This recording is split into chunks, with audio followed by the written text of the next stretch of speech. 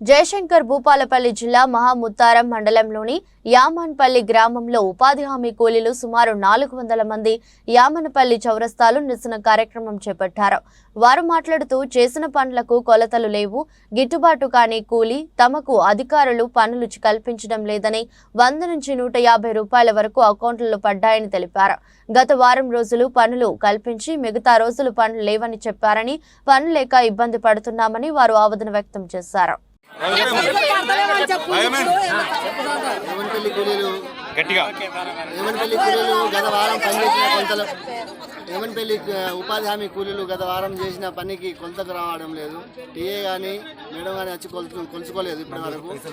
ఈ వారం మళ్ళీ ఇదే చెట్లు పని పెట్టిర్రు నల్లజర్లో. ఈ వారం పనికి వచ్చేసరికి 2 రోజులు, ఈ రోజుకు 2 రోజులు అయినాయి. ఈ రోజు డబ్బులు లేవు, రేపటి నుండి పనికి రాకండి అంటుండ్రు. అసలు విషయం ఏంటో అది మాకు తెలవాలంటే ఎవరు మాకు స్పందించట్లేదు, ఎవరు కూడా సమాధానం చెప్పట్లేదు. మాకు ఇప్పుడు మేడం రావాలి, టీఏ రావాలి, ఏపీఓ రావాలి, మాకు సమాధానం చెప్పే వరకు ఇక్కడికి లేచేది లేదు. వాళ్ళు రాని ఎడలా స్పందించని ఎడలా ఇడికెళ్ళి డైరెక్ట్ కలెక్టర్ ఆఫీస్ పోయి ముట్టడి చేయడానికి సిద్ధంగా ఉన్నాం. కూలీ సరిపడా డబ్బు పడట్లేదు. రోజుకు ఒక రోజు గంటకి 100, 120 రూపాయలు పడుతున్నాయి. 300 రూపాయలు ఇస్తున్నాయి కేంద్ర ప్రభుత్వం ఉంటుంది. ఇక్కడ 100, 120 రూపాయలు పడుతుంది.